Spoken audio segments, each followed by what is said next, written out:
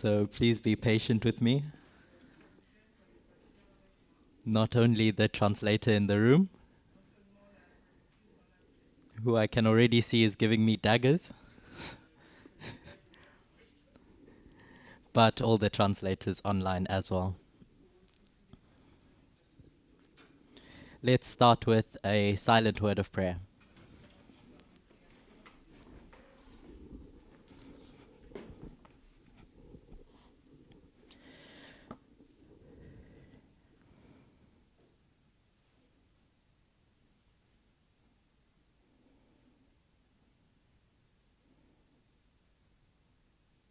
Amen.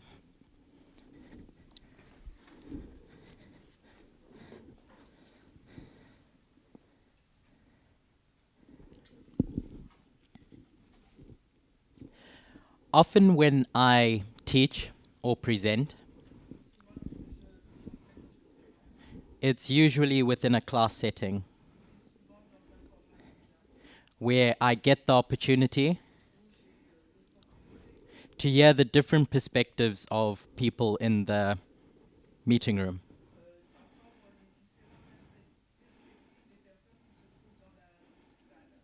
And as I said, usually that's not with a translator.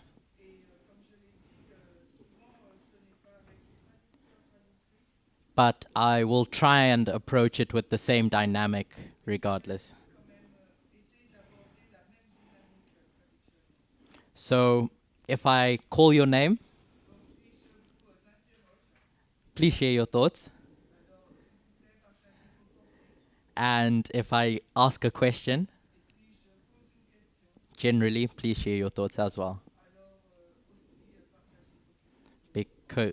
Because I think that truth often involves discussion.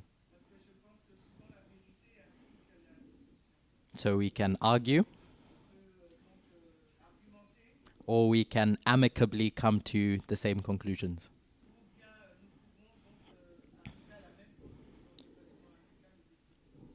So often when we consider methodology,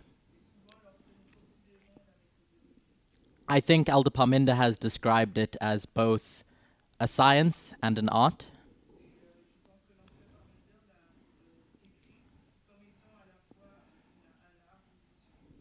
What I've understood him to mean by that is that there's certain rules that you can follow.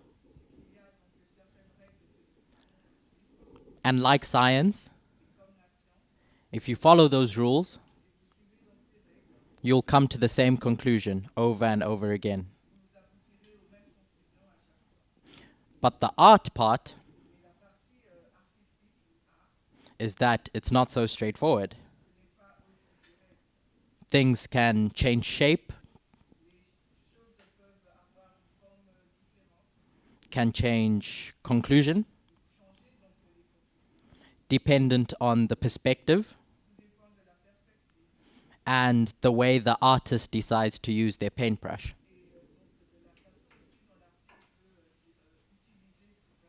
There's a bit of inspiration, or as the French would say, je ne sais quoi,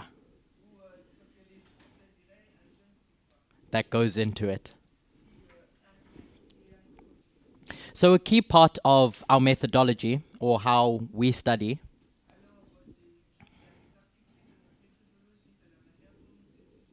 is using line upon line, or finding a model in the Bible or inspiration that can support the hypothesis that we have. So we look for structures, or we look for a repeating pattern that we see over and over again. But ultimately, what purpose does that serve? How does that benefit us in trying to arrive at the truth?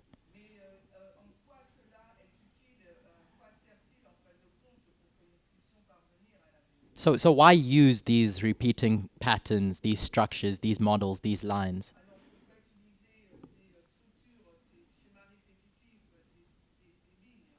Janice?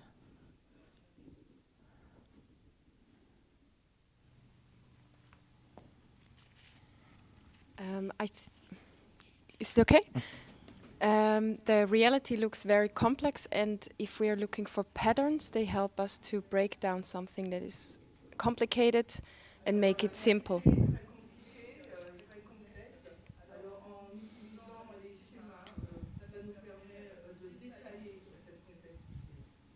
So we use it to break down the complex.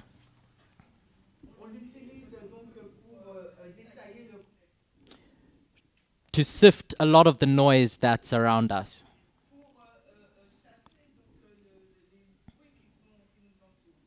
Another element that Elder Parminder's brought to our attention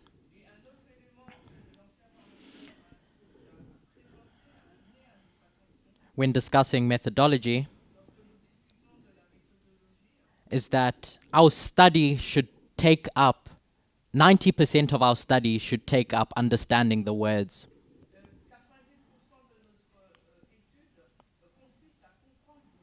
Of the piece of literature we're considering.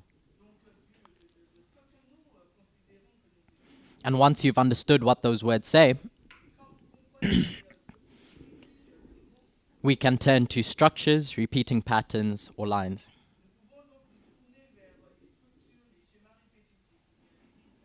To organize them. As Janice said, to make sense of them and this complicated topic that we're considering.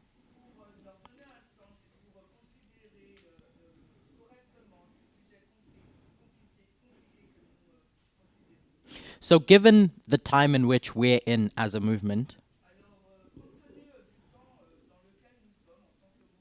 for the time that I've considered the relevance of prophetic truths as being part of the movement,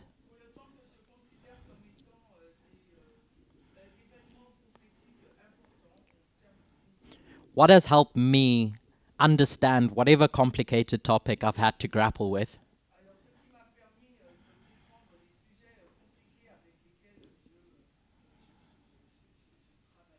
is going to its first principles. What that means is breaking it down to its origins, its simplest form.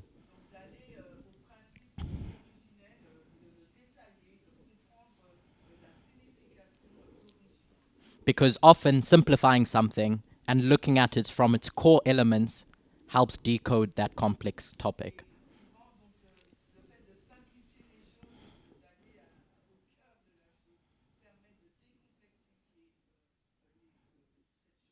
Whether that's in academia or whether it's considering prophetic truths.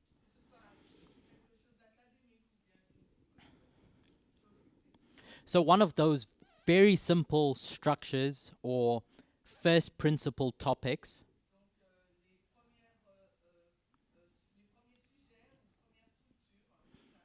is the repeating pattern of Boston, Concord, and Exeter. Now, Elder Parminder broached this topic at the International Camp meeting.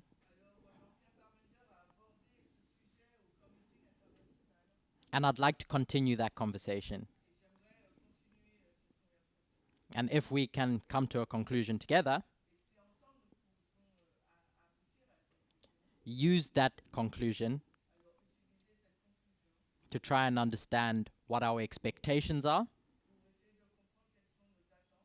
and what we're seeing in front of us in the world. So, that repeating pattern. It is, as I described, a story about a message that Samuel Snow gives at 3 specific camp meetings when he was preaching the midnight cry. When Samuel Snow went to each of these camp meetings, more and more people believed him each time he presented it. He was preaching the same message, but there was a bit more emphasis on the conclusion that he was making each time.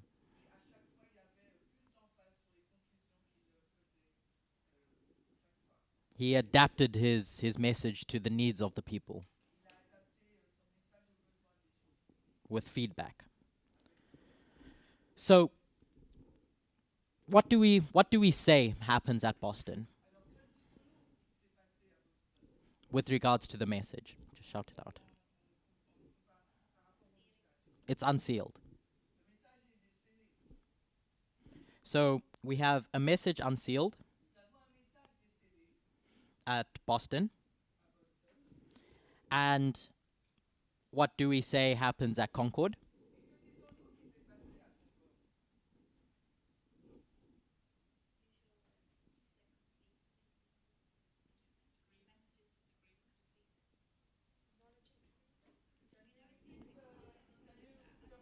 And so I'm asking for obvious answers.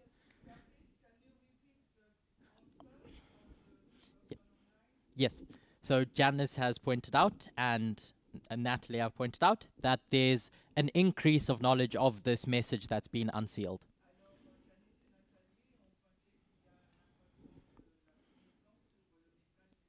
So what we're doing when we say this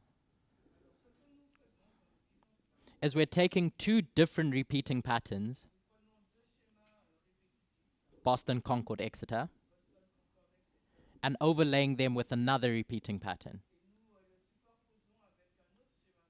an unsealing, an increase of knowledge, and a formalization. A lot of what we're going to discuss is going to center around Exeter and the formalization.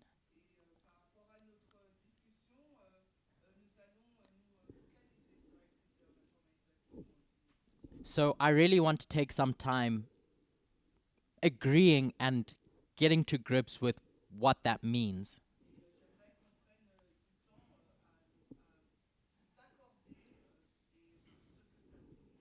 One of the questions that we're going to try and answer is who is coming into Concord at this Concord waymark. So at the formalization, what happens next? What has Elder Tess marked that last waymark with? So there's a shut door, and she writes test.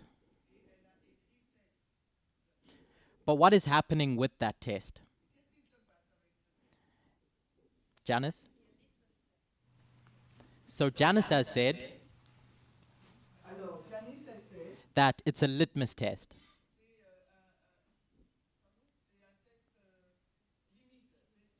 So if I understood what she said, it's revealing something that's prior. Another way of saying that is what Natalie just said, is that you're getting your results of this test that's being done.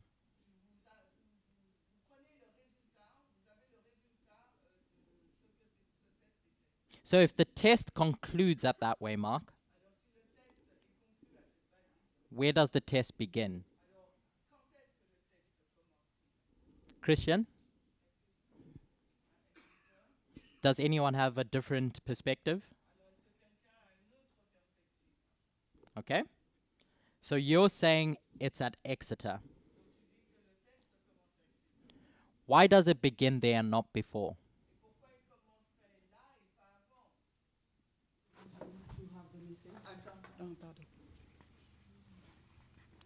Because you need to have and understand the message before. So there's a period of time which God gives you to grapple with this message that's been unsealed. Alors, il y a une période de temps que le Seigneur nous donne pour qu'on puisse saisir ce message qui a été décelé. So no decision can be taken when that message is unsealed. When is a decision made? At Exeter. Okay. So, in Aldo Parminder's studies at the ICM, he approached this from external events. But I want to do the opposite. I want to approach it from the internal. The reason why that makes a bit more sense to me is because it's what we're used to. We've always considered the messages that we teach. And later in our history as a movement, did we start considering what the stones are doing externally?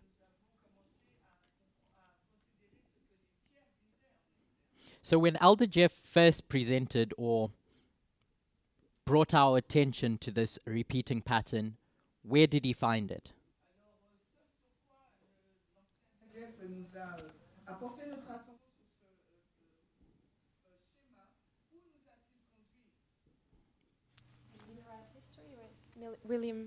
William Miller studying the Bible in Millerite history. So, Dans l'histoire millérite. so it's in Millerite history. Ok, dans l'histoire millérite. And that history begins in 1798. And it ends in 18. Where are we going to mark the end of this dispensation? Et elle se finit en 1800, mais quelle date allons-nous indiquer pour la fin de cette dispensation? So Janice has said 1844. Alors Janice nous dit 1844. No. You have the answer. 1840. And so now we're going to populate this history between those two. Et maintenant, on va compiler cette histoire avec. Sorry. Ignore that 1799 that's on the board. I don't know how to erase it.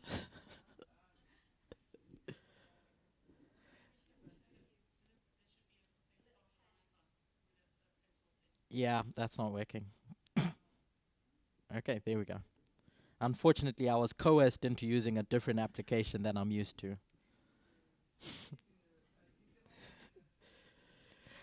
But yes, after 1798, what date do we associate with an increase of knowledge? After 1798.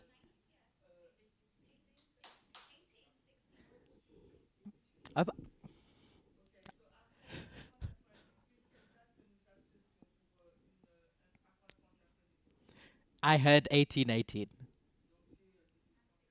So I'm going to put 1818.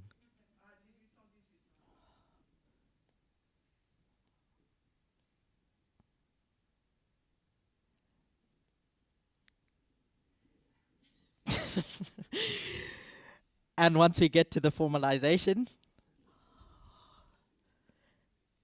1833.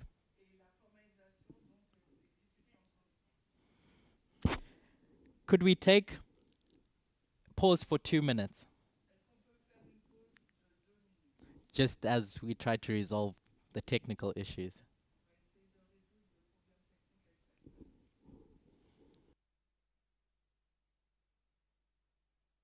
For that. But in 1798,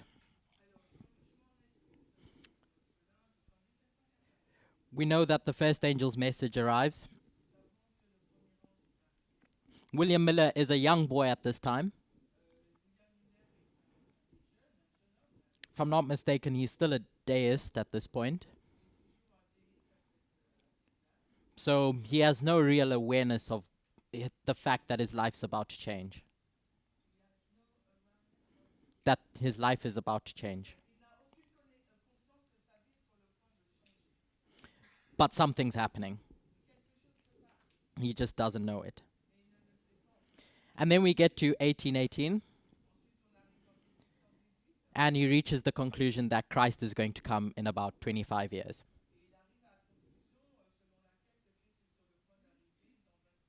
25? Yeah. And he has this conclusion, but he doesn't feel prepared to share it publicly. So there's a conclusion that we have here. He sees the truth, but he's not going to do anything about it publicly. And then he spends the next few years solidifying his understanding.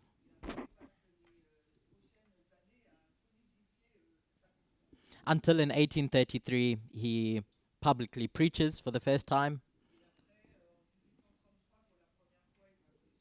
And he receives his preaching license after the fact.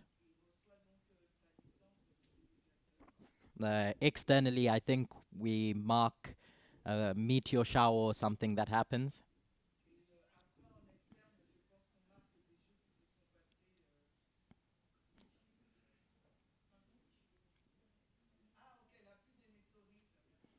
And that gives some sort of vindication of what William Miller has been saying.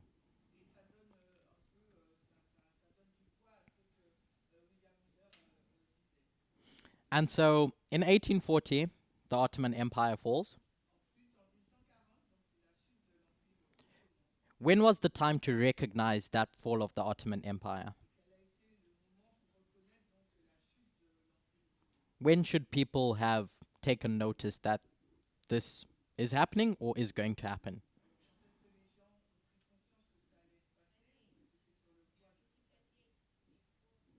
Before. So it's before you get to 1840 that people are being tested on what William Miller is saying. And that testing only starts when they hear the truth in 1833. I'm going to do the line of the priests now. Because once again, that's a history that we're familiar with. So I'm just going to mark that out now.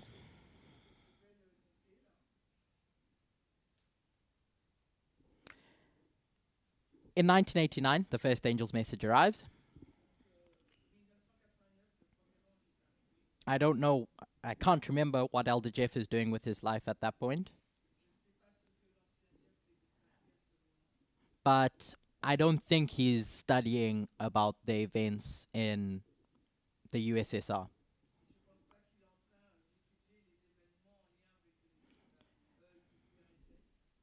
But we get to 1991, and he does a study on reform lines,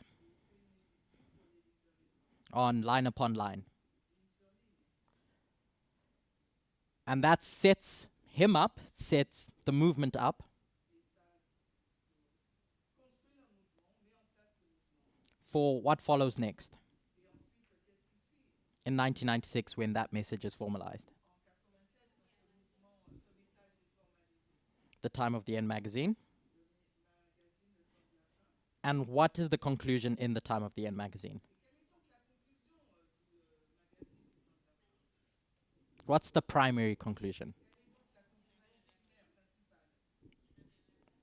Like what is he telling the church about? That the Sunday law is coming. And we're living in the dispensation in which that Sunday law is going to come. So could people have recognized that in 1989? There was no way in which they could. Because the message has just arrived. They need the methodology to get to that conclusion. which comes at that increase of knowledge in 91. And then in 96, they're tested.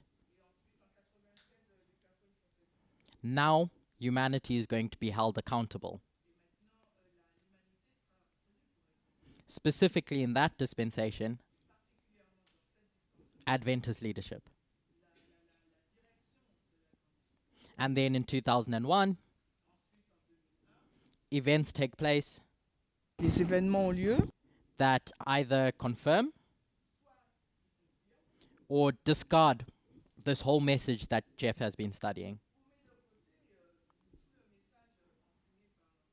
And that shut door occurs. So, change of behavior only expected at 96. Not before. I'm repeating the same point over and over again. So that when we come to parables now, we can see how those parables fulfill the same structure. What's the increase of knowledge after 2001? Debbie?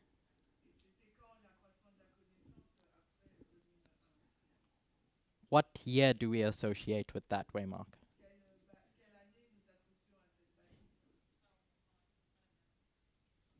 Natalie? Okay. So, Natalie has just said that we mark 2009 now.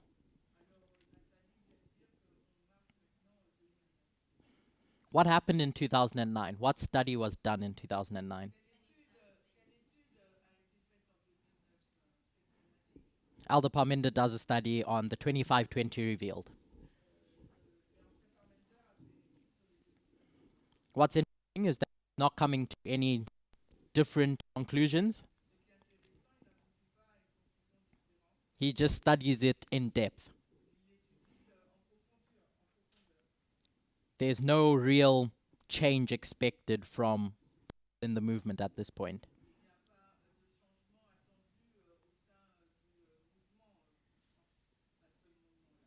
But then in 2012, what happens? What does he do, Emma?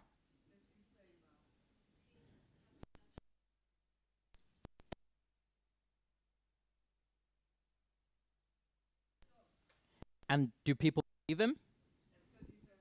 So what's the expectation at this formalization at Exeter? Emma?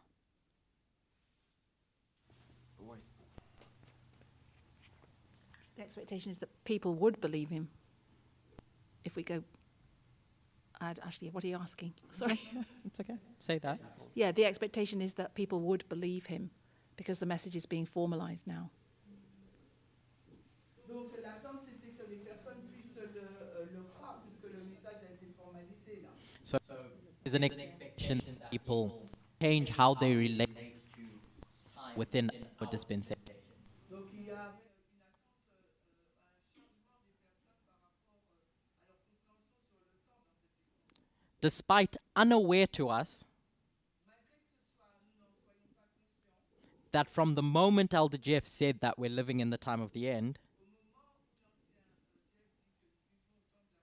time became a component of our message. But there's an expectation that we're tested now. Are we tested in 2014? Isaline? Are we tested in 2014? sommes-nous testés en 2014? For me, yes. Yes, About what? because it's about the message we received before, the previous message. Why would Isaline has said we're tested about the previous message? Et Saline dit qu'on a été testé sur le message précédent. But it's the end. Oh, you mean is it the beginning or the end? It's what you mean? I mean, 2014 is the end of the test. The period of the test is from 2012 till 2014. So Isaline has pointed out Donc Saline a souligné that it's the end of this testing period. between these 2 years? Okay, the last dispensation that we're going to consider is between 2014 and 2019. So we get to 2014, and as we've been saying all along, a message is unsealed.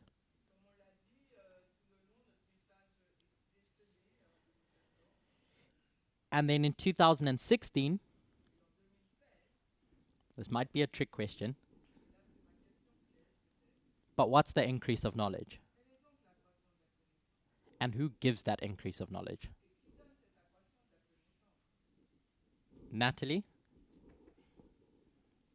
Natalie wants to say something?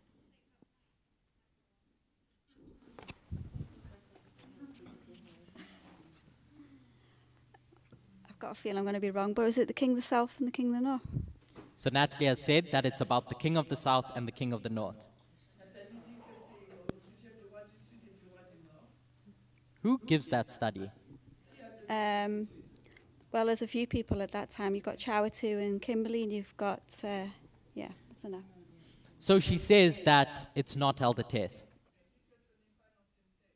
So we have an increase of knowledge by different people about the King of the North and the King of the South. But by the time we get to 2018, what we've learnt in 2016 is now going to shape this formalization in 2018. And what's that test about? Not 2 streams. Janice has said equality. Throughout every formalization, you're going to see 2 streams. One stream that's giving you truth, and another stream that's giving you error. That leads you to either reject equality or accept it. So 2 streams can't be the test. The streams lead you to a conclusion. And then we get to the shut door in 2019. So all I wanted us to recognize in that little exercise is that the testing time period begins at the formalization. And that there's one message throughout all those links that's being threaded through each of those small waymarks.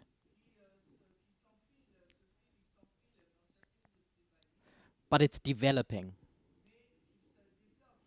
until it gets to the point where it tests you and it requires you to change your behavior. There's a connection between this increase of knowledge and formalization.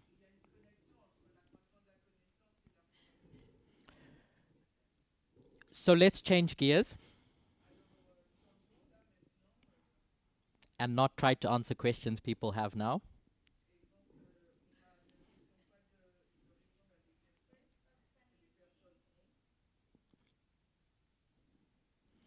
Let's change gears. So, Acts 27. There's one specific history in that story that caught my attention, given the fact that we're considering that dispensation in all of our studies. What dispensation is that? Janice? Okay, and the next one. She said 2021 to the Sunday law.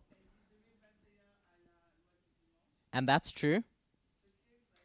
But as Elder Parminder alluded to this morning, the conclusion that each of the people that have presented before whether they're right or wrong,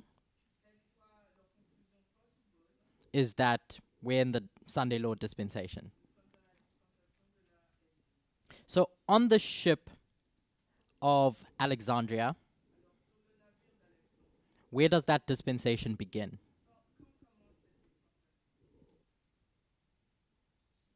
At shipwreck.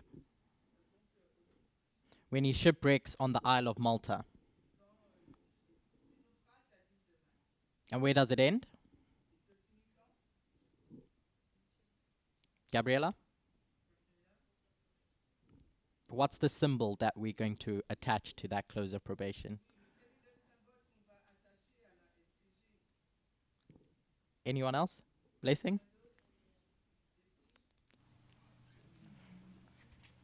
Paul leaves the island. So Blessing has said Paul leaves the island on another ship. Paul, Blessing dit que Paul il quitte l'île sur un autre navire. And I heard him whisper that it's on the ship of Castor and Pollux. Et j'ai entendu le murmure de bateau de Castor et Pollux. And so that's the symbol we associate with that waymark. Et donc c'est le symbole que nous associons à cette balise.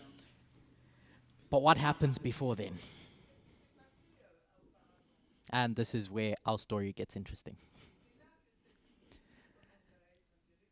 So hopefully my quotes and references would have been shared with everyone.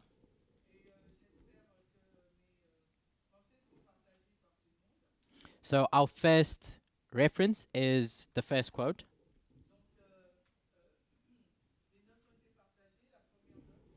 LP 270.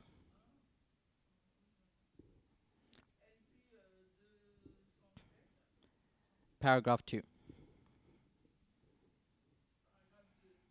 And I'm just going to read that. I'll paraphrase a bit and then I'll read directly from it.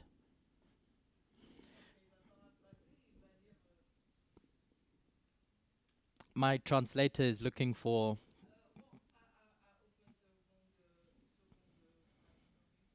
That's okay, take your time. So while she's looking for that, I'll paraphrase. We're on the island now, and they're going to have a bonfire. Paul goes around looking for wood. And when he finds wood and puts it in the fire, a snake jumps up and bites him. And the islanders are in shock. And in their minds, they conclude, this person is definitely a murderer.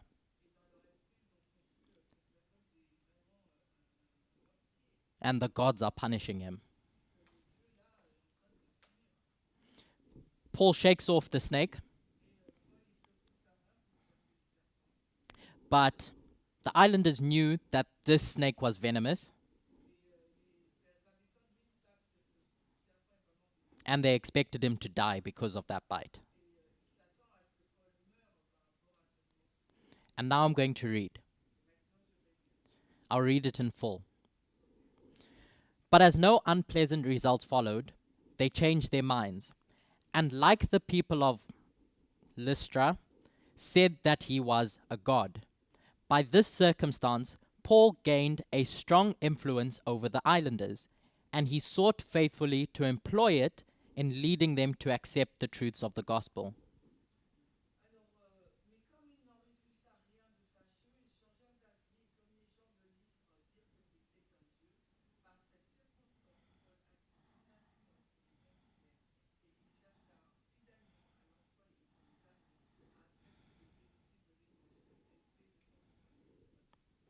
So it's at this point where Paul starts to get recognition about who he is. And in Paul's mind, he thinks, I'm going to use this to my advantage.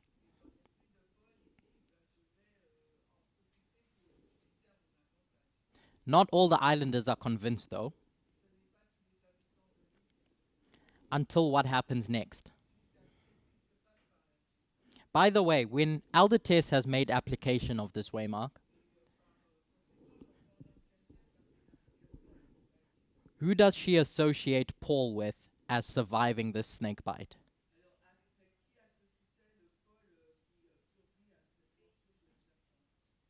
I've heard three different answers: the movement, priests, and Jesus.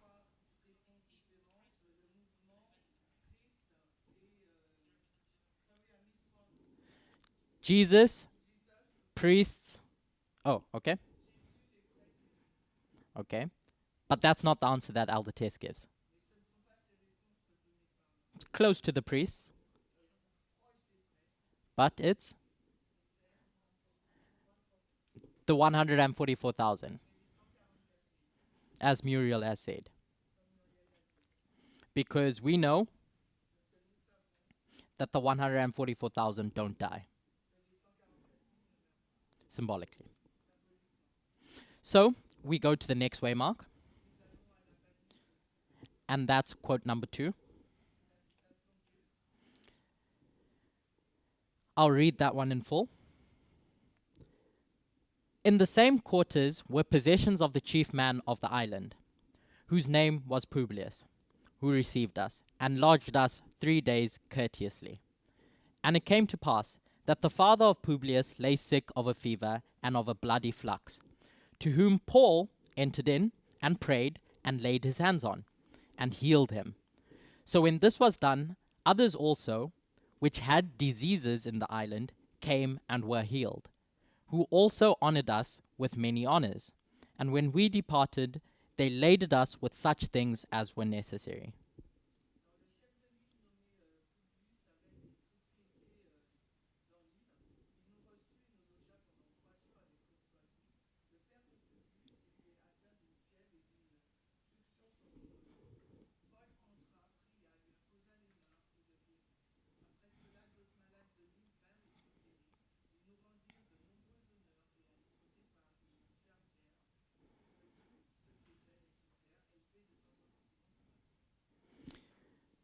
So there's a sickness and there's a healing. Symbolically, what does Ellen White and the Bible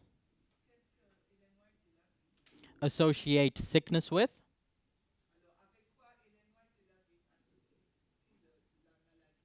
And healing with? Luke 5 verse 23 to 24 says, "Why should ye be stricken any more? Ye will revolt more and more. The whole head is sick, and the whole heart faint."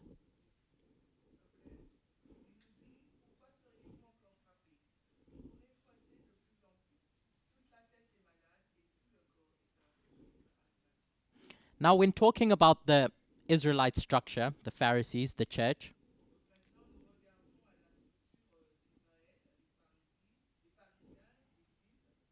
was it their physical ailments that were being referred to? Gabriella, what was it that was being pointed out? What? I think the spiritual condition as in Laodicean condition.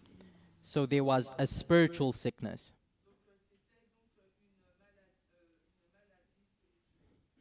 Sin. A sin problem was being identified. There's more evidence of that in Isaiah. We can go there. So Isaiah 1 verse 5 and 6. It says, "Why should ye be stricken any more? Ye will revolt more and more. The whole head is sick and the whole..." So my translator has pointed out that I used the same reference twice. But I will give you the correct reference after the fact.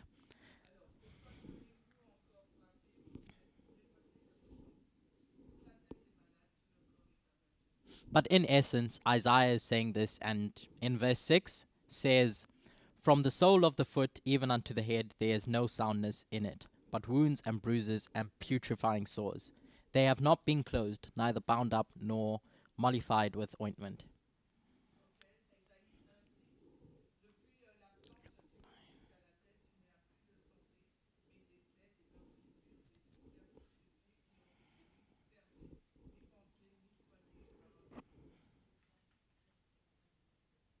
Yeah. So, Emma, could you read Luke 5, verse 23 to 24?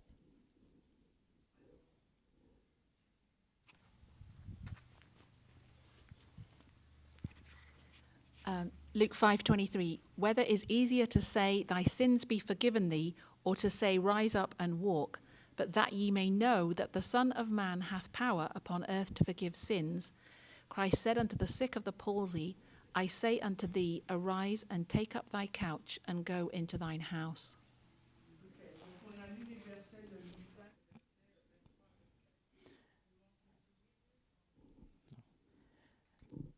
Emma, from that, what was Jesus pointing out to the person that he just healed? alors avec qui Jésus pointe-t-il les personnes? What connection was he making between what he's just done? Quelle connexion fait-il avec ce qu'il vient de faire? And the connection between spiritual healing and physical healing. Il fait un lien avec la guérison physique et spirituelle. So, when we think of the healing that Paul does on the island, and we think of the flock of people that come to Paul for healing now,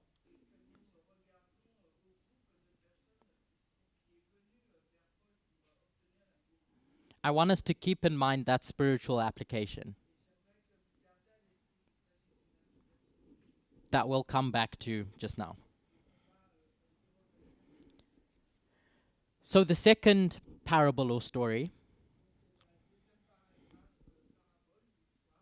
that I want to go to is the story of Daniel in the plains of Jura, or Daniel's friends. So follow along in your Bibles. This is a story that we've used to identify an image to the beast, a testing time period, a time in which God's people are going to be faced with a decision. But I want to see if we can see different points in that story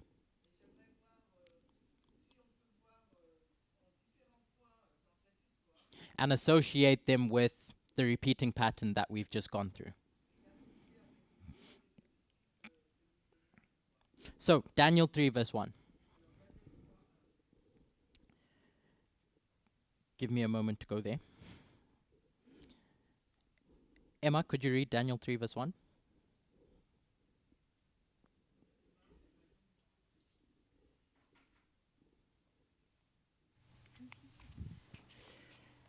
Nebuchadnezzar the king made an image of gold whose height was 80 cubits and the breadth thereof 6 cubits. He set it up in the plain of Dura in the province of Babylon. Alors Daniel 3, Nebuchadnezzar, le roi, fit une statue d'or dont la hauteur était 70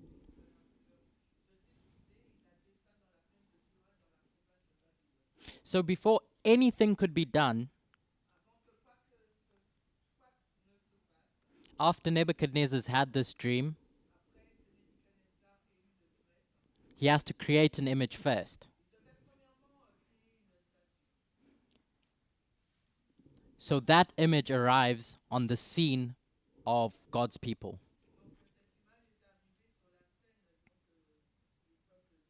And then what happens in verse 2? Emma?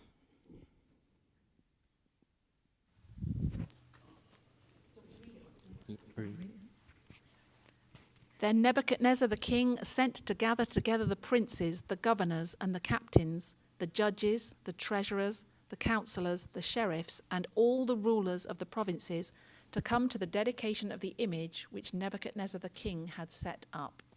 Alors Daniel 3, 2, Nebuchadnezzar, le roi, envoya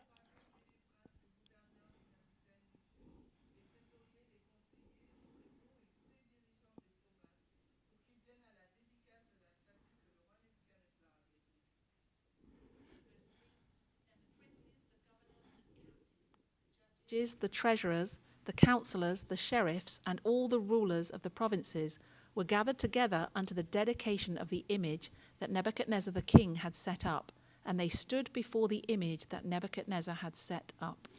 Daniel 3:3, alors les princes, les gouverneurs, les trésoriers, les conseillers, les prévôts et tous les dirigeants des provinces s'assemblèrent pour la dédicace de la statue que le roi Nebuchadnezzar avait dressée, et ils se tinrent debout devant la statue qu'avait dressée Nebuchadnezzar. So first Nebuchadnezzar has to make that image and put it in the plains of Jura. Alors premièrement, Nebuchadnezzar doit faire cette statue et la placer à la plaine de Jura. And then he calls everyone in the province, Ensuite, il a convoqué toutes les personnes de la province, specifically those in charge, particulièrement ceux qui sont responsables, to come and see what he's done. pour qu'ils puissent venir et voir ce qu'il a fait. In Elder Parminder's studies in the International Camp meeting, some of the contributions were that you see something at the increase of knowledge. William Miller sees the truth, but nothing has been asked of the people at that point yet. So I'm just going to put on top of this the repeating pattern that we've discussed.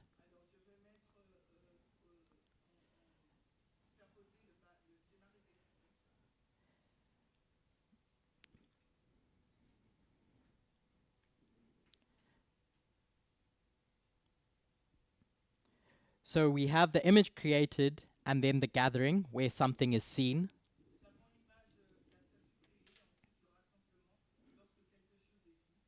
And then verse 4, I'll read it. For time, verse 4 and 5. Then a herald cried aloud, "To you it is commanded, O people, nations, and languages, that at what time ye hear the sound of the cornet, flute, harp, sackbut, psaltery," I don't know what that word is, "and all kinds of music, ye fall down and worship the golden image that Nebuchadnezzar the king had set up."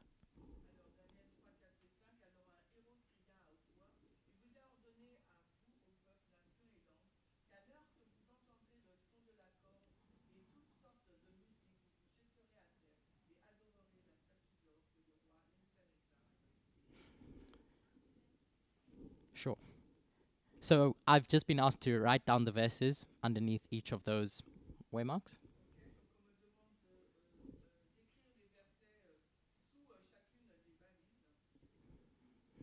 So the second one is Daniel 3, verse 2 to 3. And the third being Daniel 3, verse 4 and 5. Where there's this call to worship what had been set up.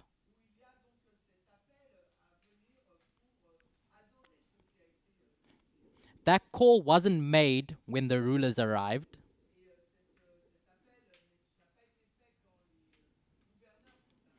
That call to worship wasn't made when Nebuchadnezzar made the image.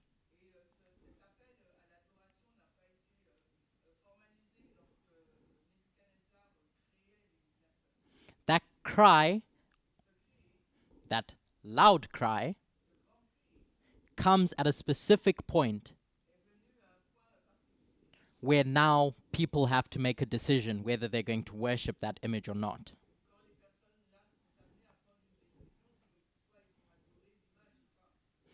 And then we're going to skip a bunch of verses and go to verse 19 and 20.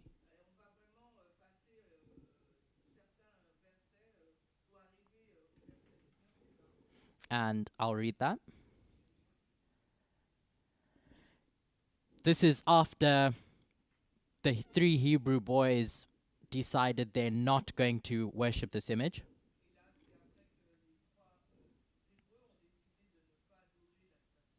And now they're going to be punished. Then was Nebuchadnezzar full of fury, and the form of his visage was changed against Shadrach, Meshach, and Abednego. Therefore he spake, and commanded that they should heat the furnace 7 times more than it was won't to be heated. And he commanded the most mighty men that were in his army to bind Shadrach, Meshach, and Abednego, and to cast them into the burning fiery furnace.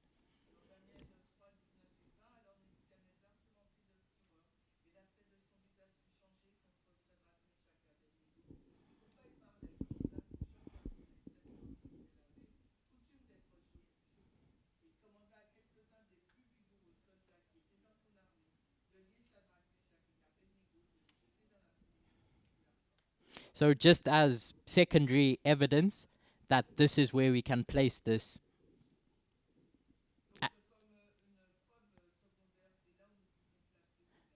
verse is what is the 7 times associated with?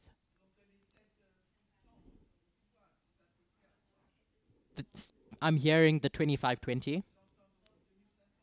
And what is the 25-20? Blessing.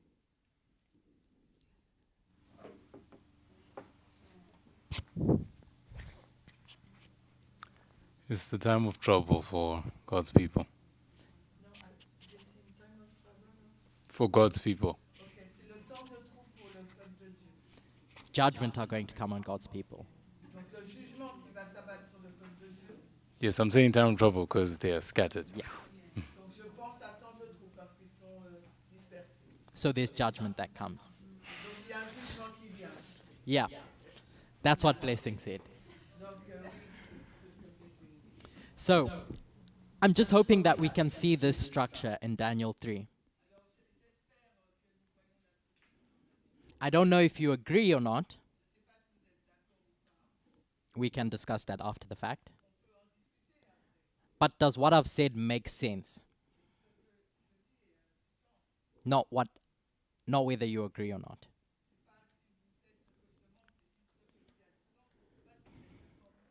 So given that, I'd like to, given the fact that we're discussing the image of the beast,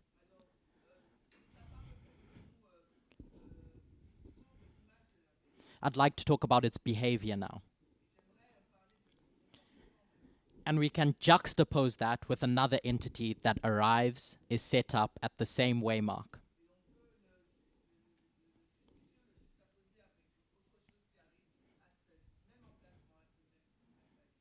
As we discuss the development of the gospel. So as I said, we're discussing the history of the Sunday law up until the close of probation. In the context of the gospel, what arrives?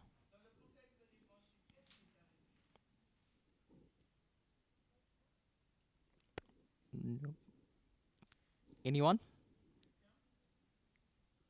What arrives at the Sunday law?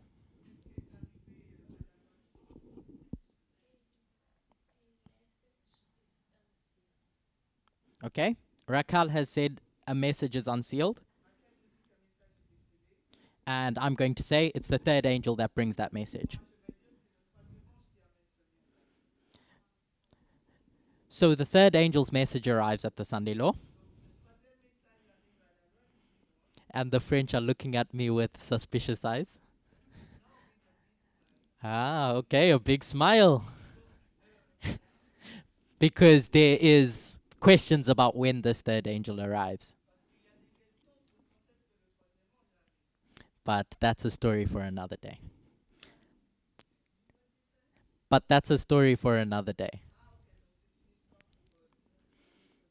But what is the core message of the third angel?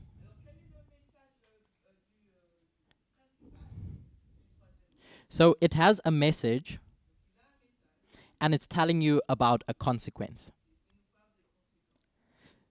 What is the core message of the third angel? Not what the words say.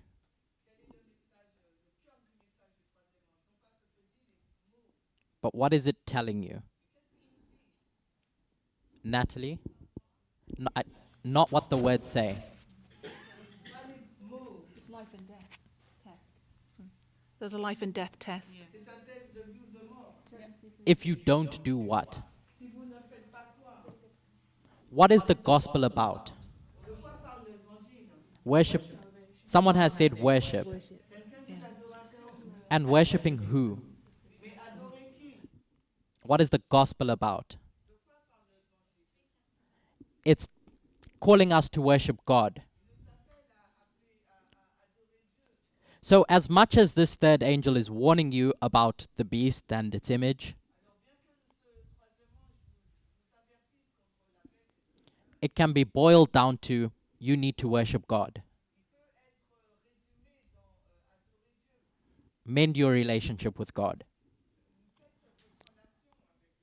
Because if you don't, judgment is coming. And then, as we did with the other structures, at the increase of knowledge,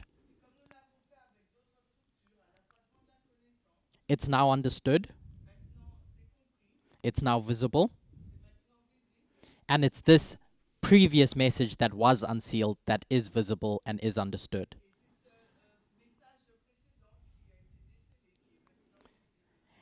And then we get to a decision point when this message is formalized. It's now public, and it swells into a loud cry, as Lisanne has said. So now this third angel is crying loudly, which is what, by the way? What is that loud cry? And you can give me the words pulled straight from the Bible. Anyone? There's only one answer. Think back at Millerite history. And I hope I have his name correct. But he preached, if it was Lich, he preached about this and called it the midnight cry. Not Lich. Fitch. So what was the title of his message?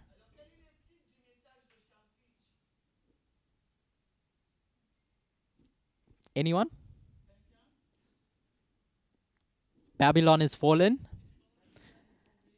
And do what? Come out. So at this loud cry, you're being told, come and worship God. Come out of whatever state you're in, that institution that you're in, that has a specific ideology. Come and join this institution where you can worship God. But it's the same message from the beginning. Worship God. And then at the close of probation, as we've been saying, judgment. So as I said, let's juxtapose this with the image of the beast, or the counterfeit message that arrives. So I'm going to put counterfeit.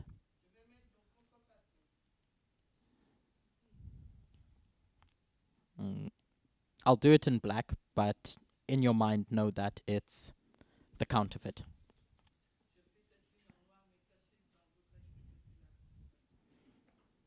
So we have the same way marks. The image of the beast arrives with a message.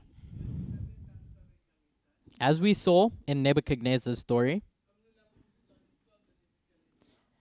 it has a message. We know that because the third angel's message has a message. The third angel has a message. And if the third angel's message is worship God, what is the message of this image of the beast? At its core, worship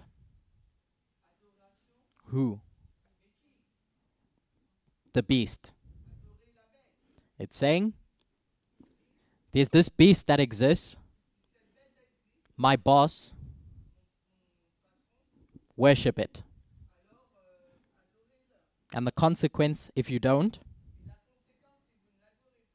is that you're going to be punished or judged.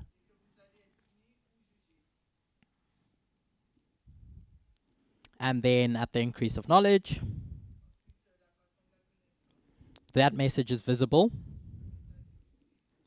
But like we said at the beginning, there's no change of behavior that's required yet.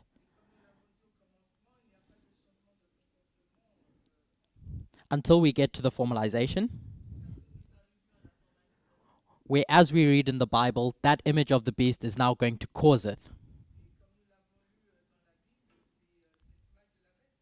It's going to start acting.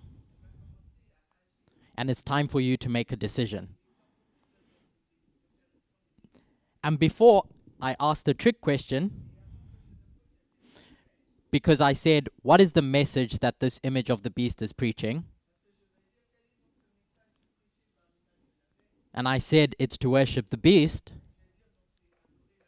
But in reality, what is it saying? Worship me. And so, if at this point, it's saying, worship me, the image of the beast, worship itself, because if you worship me, who are you worshipping? The beast. What can we say about this message that's calling you to worship God? Worship. That third angel is saying, worship who? Worship me. Does that make sense? And when you worship that beast, you receive its mark, the mark of the beast. And when you worship God, you receive the seal of God. As we juxtapose the two. Secondary evidence that this is where you receive the seal or the mark is not not before is what we spoke about when we spoke about this healing that happens with Paul and Publius's father.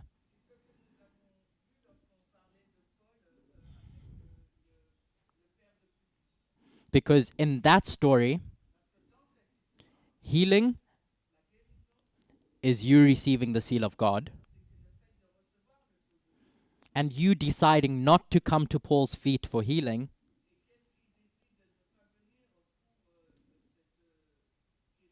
is you staying in that sick condition and receiving the mark of the beast.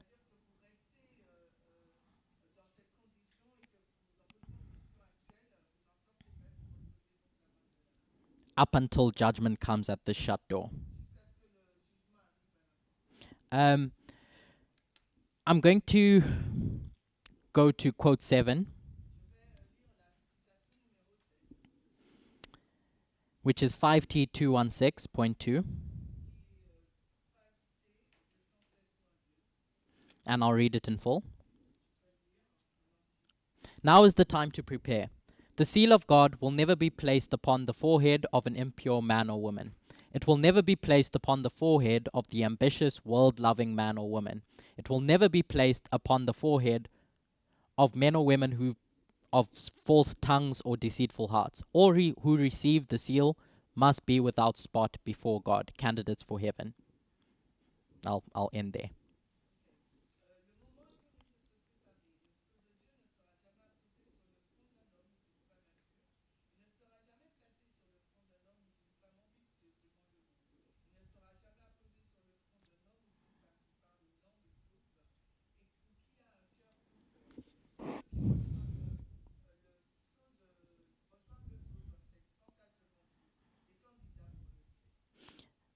I won't read the next quote for time, but I've just written it down.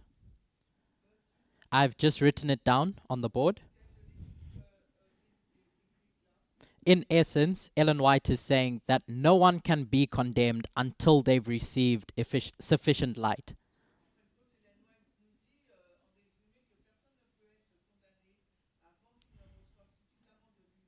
So you don't receive sufficient light until that message is formalized. So that mark or that seal can only be placed at the formalization. But before any of that happens, before anyone can make a decision between the two streams,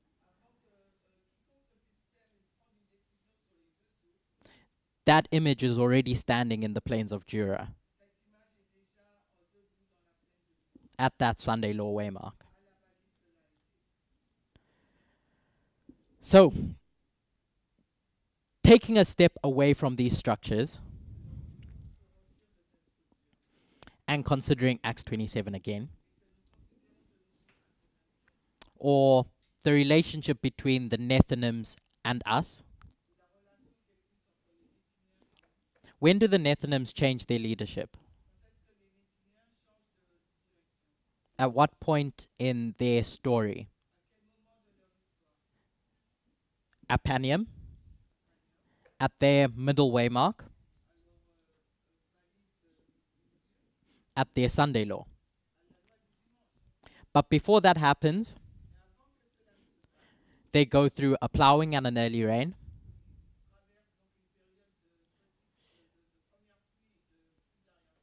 And we've associated the stones crying out as doing that work.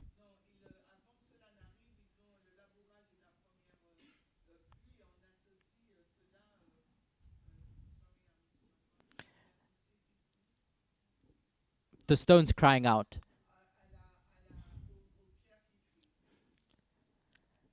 Michael Moore, AOC, that plowed them and gave them the early rain. So who gives them a message at the Sunday law? Daniel 11 verse 41. This Sunday law. It's no longer AOC and Michael Moore. It's who? Magda?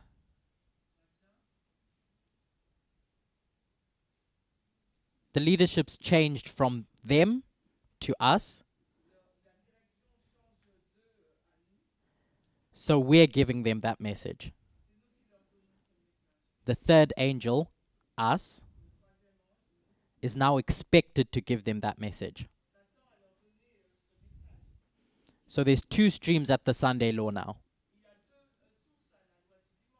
The image of the beast and us. There's nothing Kamala Harris or AOC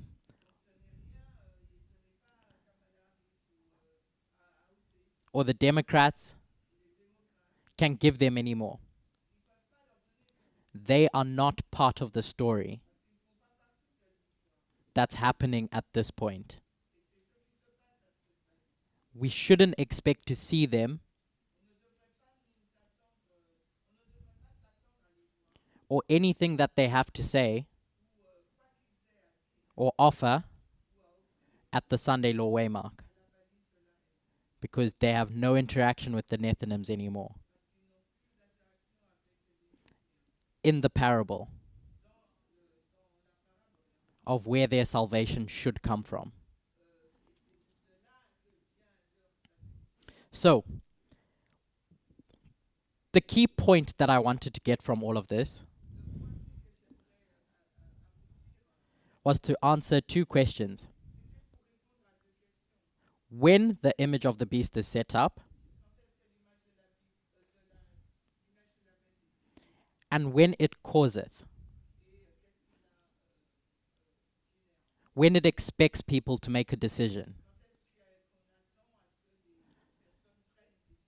We have 15 minutes left,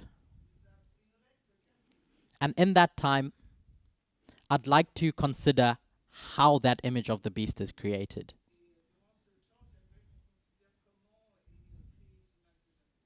So, at the beginning, when I asked what dispensation of history are we considering,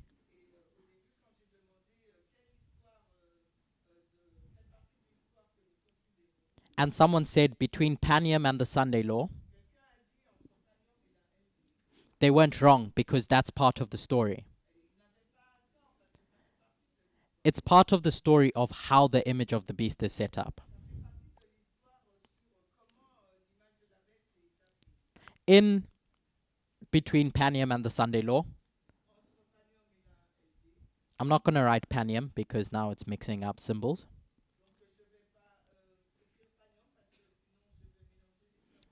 I'll put Cyprus.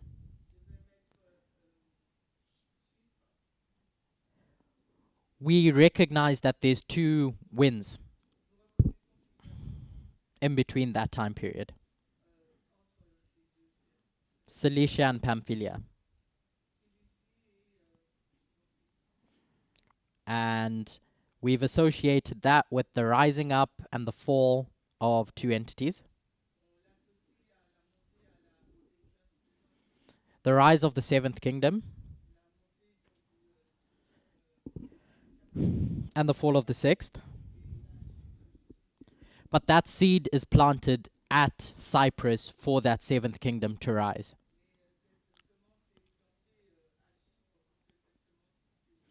When we mark the agitation of the Sunday Law, I'm going to say at Cyprus, in 2021, why now? Why is there an agitation at that point and not before? What's happening? I'm not asking for the politics, but conceptually, why is there an agitation now? By the public who are agitating this issue. It's because they recognize that something is rising. Borrowing from words of Ellen White, when she sees a beast rising up out of the ocean,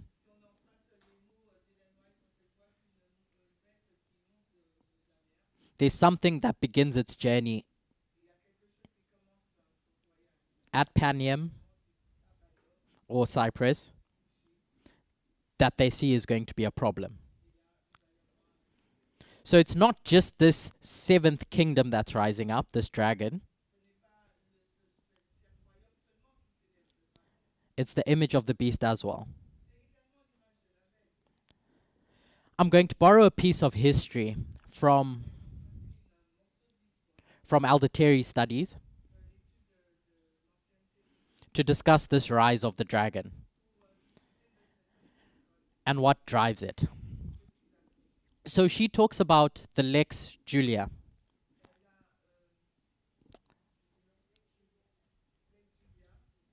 Which was just a name given for laws. And she takes that story and looks at Augustus Caesar.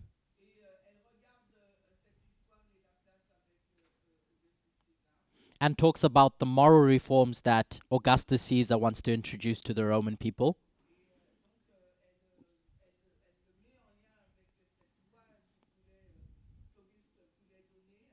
But Julius Caesar introduces his own in 59 BCE.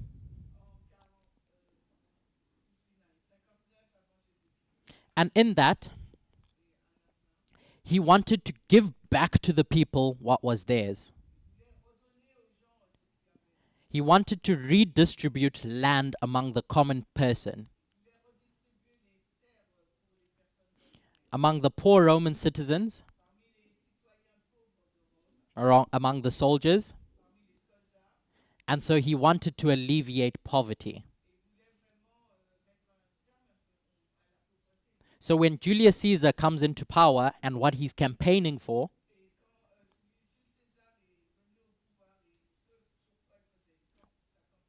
what does he address first before any moral reforms come?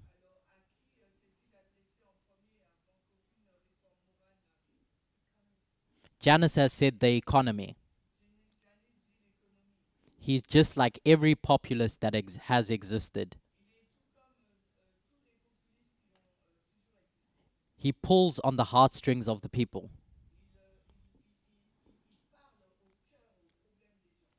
And so when Donald Trump loses the election in 2020/2021, What does he keep screaming in this time period? As he was screaming in 2016, make America's economy great again.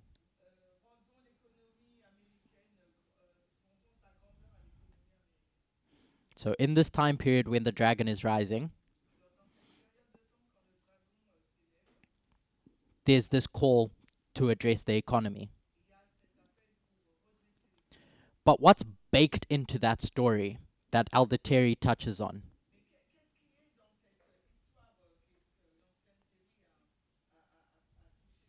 is that you're going to get unexpected consequences of putting this economist in power.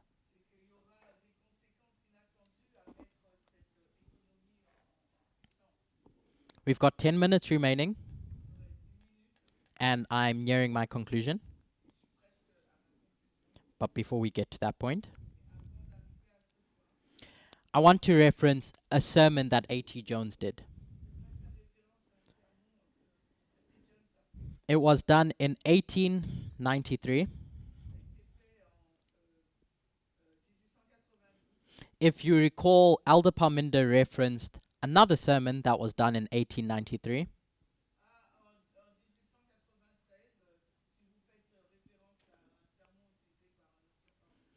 On the mystery of iniquity.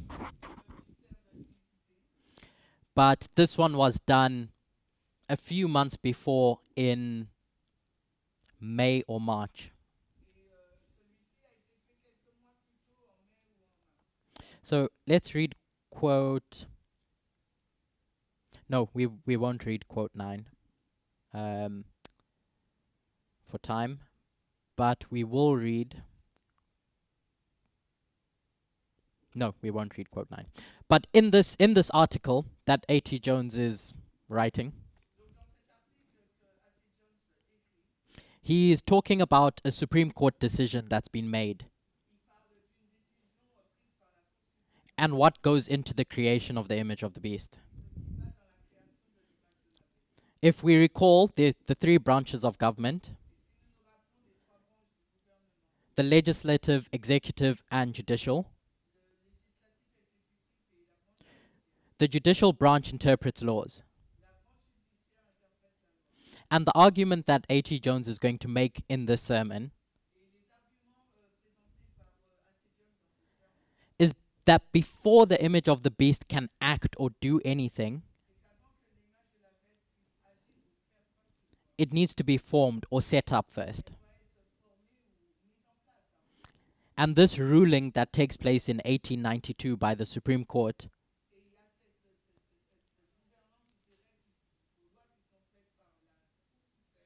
does that forming. In essence, what the Supreme Court did is that they interpreted the Constitution or the nation of America as a Christian nation.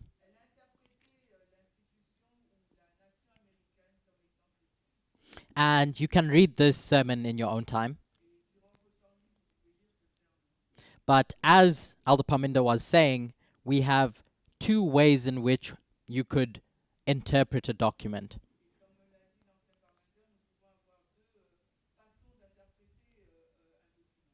And that's what's at play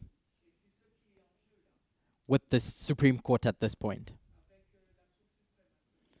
They use their interpretation to define the essence of America. And in doing that, they create the image of the beast. This is what A.T. Jones is saying.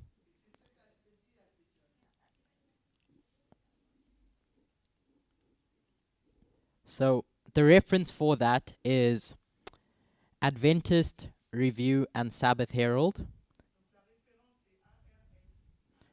May 31, 1892. And it starts at about page 337 up until 339. And in that, you'll read this argument that A.T. Jones is making.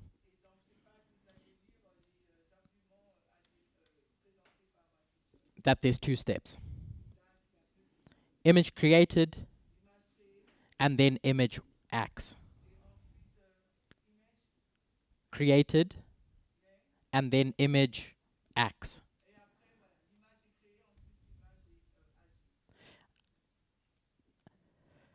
If you want, you can look at the history of the papacy taking power in 538.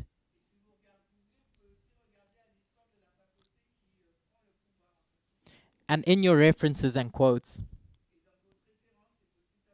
from the same sermon Elder Parminder read from about the mystery of iniquity,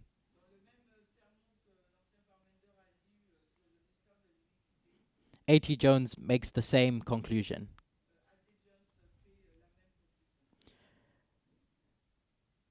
Going back to Acts 27, I'm not going to draw it, but on the ship of Adramyttium, where Euroclydon strikes, we associate those ropes that tie up the ship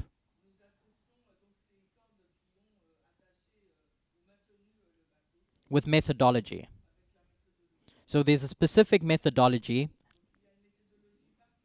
that God's people are going to use to keep that ship afloat. Now, I'm not saying that the institution of the USA follows the same thing in 2001. I think if you look, you can find something. But I want us to consider that between Panium and the Sunday law, when this image of the beast is rising, there's some form of interpretation that's going into defining what this image of the beast is going to look like.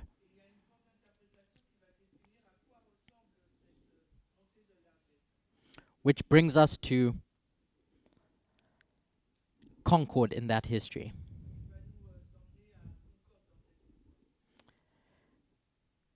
Now, myself and others, let me not mix up symbols, have suggested that Concord is June 24, 2022, when the Supreme Court interpreted the Constitution in a specific way during this time period where the image of the beast is being created.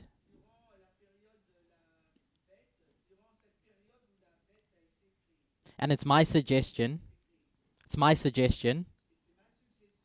that everything that's happening in this history, that's defining the essence of what America is being handled by a specific segment of that population as they create the image of the beast. So, this is the harvest of the Levites. What symbol do we associate with Concord in a group's harvest? Just before the second advent.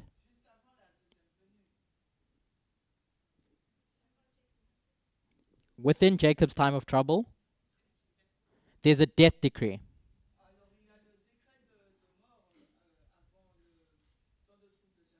So there's a death decree that we can associate with Concord, alongside something that's going to define the essence of what America is. In your quotes and references, quote number 13,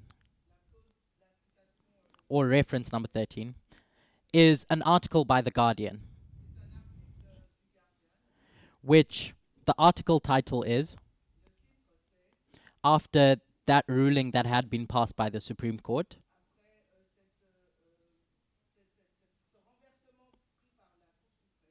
is that one death is too many. Abortion bans usher in U.S. maternal mortality crisis.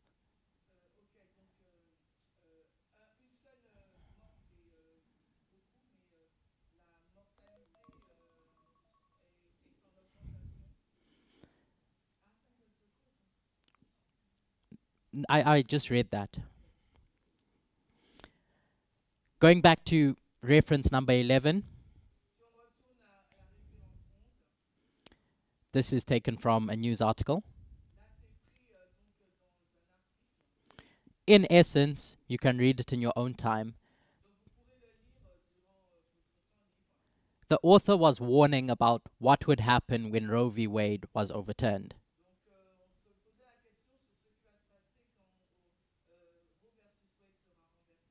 That the maternal mortality rate would increase. Reference number 12 is the same thing. That the US Supreme Court ending the constitutional right to an abortion brought in a string of deaths for women and children.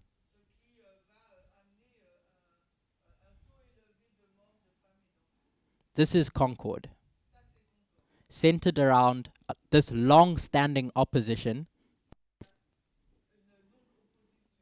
to federal protections for abortion, defining a constitutional right in a specific way that leads to the death of women. Hence why I suggest, and perhaps others, that this waymark can be marked by the overturning of Roe v. Wade on June 24, 2022.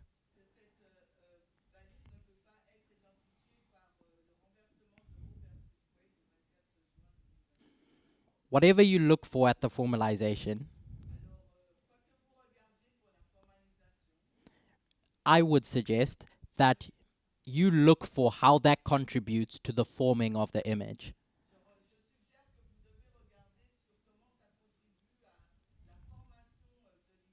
Because once you get to the Sunday law, at this point, it's going to be the crowning of an ideology. It's not the point where a decision is made. Two messages do arrive, but the test where a decision is made only takes place at the formalization. At the loud cry, Exeter. And so I recognize that through every step that you go through from that unsealing, micro decisions are being made. But your final decision, where you're going to choose between two streams of information, only takes place at an Exeter. I'm going to say this another way. When that image is created, there's no two options that you're making yet. And the alternate option, when it does get time to decision point,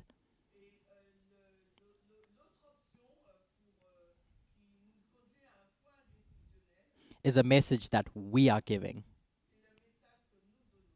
No longer the stones, the left in America, and what the image of the beast has to say. And I don't want to confuse what I'm saying as suggesting that the image of the beast is external, because it's not anymore.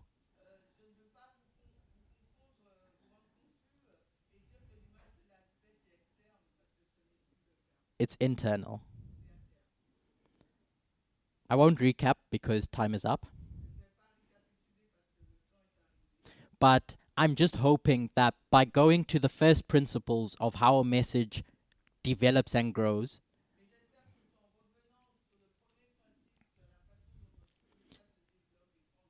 it can try to help us understand what our expectations of the Sunday law are,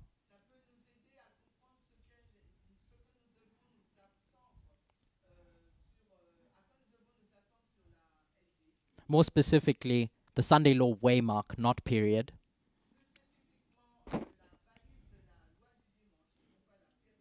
And the expectations at Exeter, the loud cry, the formalization.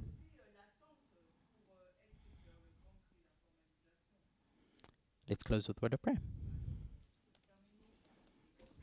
Dear God, thank you for being with us. Thank you for being with us as we studied. I pray that as we contemplate where we are in this earth's history,